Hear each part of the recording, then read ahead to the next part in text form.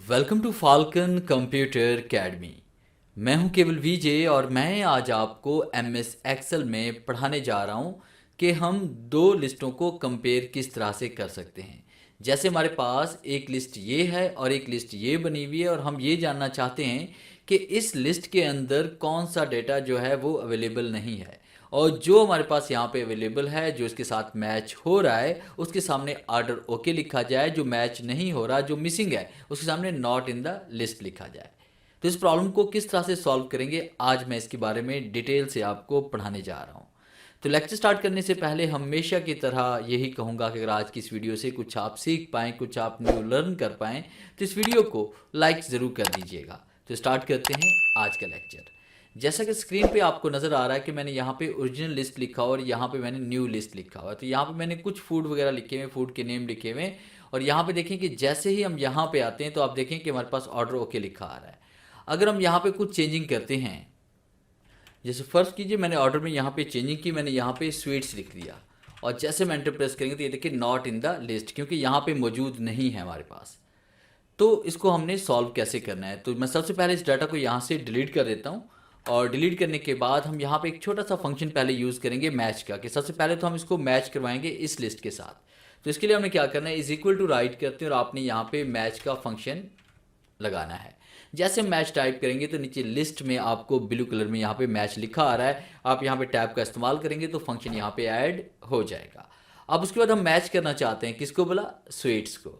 और फिर उसके बाद आपने यहाँ पे कॉमा देना है, किस साथ मैच करना चाहते हैं, ये जो लिस्ट हमारे पास है इसके साथ मैच करना चाहते हैं तो इसका पूरा कॉलम आप सेलेक्ट कर लें जहाँ तक आपने डाटा राइट किया हुआ है।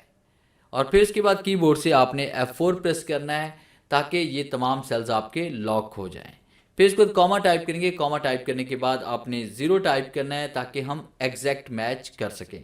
फिर इसके बाद आपने ब्रैकेट क्लोज करनी है और एंटर प्रेस करना है। तो आप देखिए हमारे पास यहाँ पे नॉट अवेलेबल आ रहा है क्योंकि इस लिस्ट के अंदर ये हमारे पास ऑर्डर नहीं है। और जैसे हम यहाँ पे इसको ड्रैग करेंगे तो आप देखें कि यहाँ पे हमारे पास डाटा नज़र आ रहा है। तो आप देखेंगे यहाँ पे 19 नंबर पे यहाँ पे बैकएंड लिखा आ रहा है। तो यहाँ पे हम जाके देखेंगे तो हमारे पास देखें सेम डाटा वही यहाँ पे मैच हो रहा है। ऑनियन हम देखते हैं 23 पे आ रहा है, तो जैसे हम नीचे आएंगे तो ऑनियन 23 पे आ रहा है। और बर्गर हमारे पास यहाँ पे 15 पे आ रहा है, तो हम देखें बर्गर यहाँ पे 15, यानी कि ये मैच हो रहा है हमारे पास।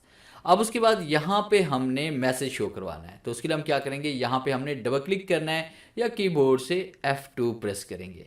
तो डबल क्लिक करते हैं, डबल क्लिक करने के बाद आपने यहाँ मैच के इज इक्वल टू के आगे आप क्लिक करेंगे और उसके बाद यहाँ पे आप टाइप करेंगे इफ़। फंक्शन को थोड़ा सा बढ़ाते हैं, इफ़ टाइप करेंगे फिर ब्रैकेट स्टार्ट करेंगे, फिर आपने यहाँ पे इस नंबर का फंक्शन यहाँ पे यूज़ करेंगे और ब्रैकेट स्टार्ट करेंगे कि इस नंबर ट्रू है। अगर इस नंबर आपका जो मैच हो रहा है जहाँ पे नॉट अवेलेबल नहीं आ रहा और यहाँ पे नंबर शो हो रहे हैं तो कंप्यूटर क्या जवाब दे, कौन सा मैसेज शो करवाए।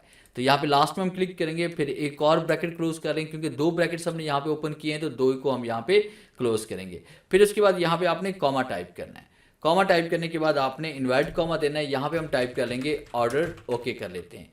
फिर उसके बाद आपने यहाँ पे इन्वर्टेड कॉमा टाइप करना है, फिर उसके बाद कॉमा टाइप करेंगे, फिर इन्वर्ट कॉमा। अगर वो लिस्ट में नहीं है तो यहाँ लिखेंगे नॉट इन द लिस्ट कर लेते हैं और उसके बाद invert comma close and bracket close कर लेते हैं। अब उसको जैसे हम एंटर प्रेस करेंगे तो ये देखिए नॉट इन द लिस्ट लिखा आ रहा है। और जैसे यहाँ पे डबल क्लिक करेंगे या इसको हम नीचे की तरफ ड्रैग करेंगे तो देखिए जहाँ पे हमारे पास मैच हो रहा है वहाँ पे ऑर्डर ओके लिखा आ रहा है, जहाँ पे मैच नहीं हो रहा वहाँ पे नॉट इन द लिस्ट आ रहा है। तो अब देखिए कि जैसे मैंने यहाँ पे इसे अप्लाई किया तो यहाँ पे जो नॉट इन द लिस्ट इसमें आ रहा है, इसका मतलब है जो इसका मतलब ये हुआ कि वो इस लिस्ट में नहीं है। मगर देखिए ये हाईलाइट हो चुका है। अब हाईलाइट ये कैसे हुआ, तो इसके लिए हमने क्या करना है, यहाँ पे कंडीशनल फॉर्मेटिंग का यूज़ करना है।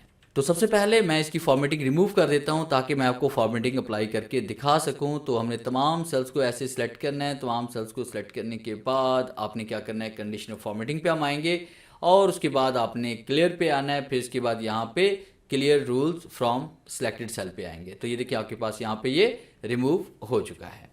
अब उसके बाद इस पर अप्लाई करना चाहते हैं तो अप्लाई करने के लिए हमने क्या करना है कि आपने कंडीशनल फॉर्मेटिंग पे आना है, फिर इसके बाद आपने हाईलाइट सेल्स रूल्स पे आएंगे और आप यहाँ पे क्लिक करेंगे टेक्स्ट द कंटेंट्स पे और उसके बाद यहाँ पे वो टेक्स्ट राइट करेंगे जिसको हम यहाँ पे हाईलाइट करना चाहते हैं सिलेक्टेड किए हुए सेल में, जैसे हम नॉट को करना चाहते हैं। और उसके बाद जैसे वो क्लिक करेंगे तो ये देखिए आपके पास जहाँ जहाँ नॉट लिखा आएगा वो तमाम सेल्स आपके पास हाईलाइट हो चुके हैं। ये लास्ट वाला सेल रह गया, इसको भी हम नीचे की तरफ ड्रैग कर लेते हैं, तो ऑर्डर ओके लिखा आ चुका है। तो इस तरह से देखिए कितनी आसानी के साथ एक फॉर्मूला के ज़रिए हम दो लिस्ट को आपस में कंपेयर करवा सकते हैं। तो ये था मेरा आज का लेक्चर, जिससे मैंने आपको पढ़ाया कि आप किस तरह से दो लिस्टों को कंपेयर कर सकते हैं। उम्मीद है आज इस वीडियो में बहुत कुछ नया सीखने को मिला होगा। वीडियो अच्छी लगी है तो इसे लाइक कीजिए और अपने दोस्तों के साथ शेयर कीजिए।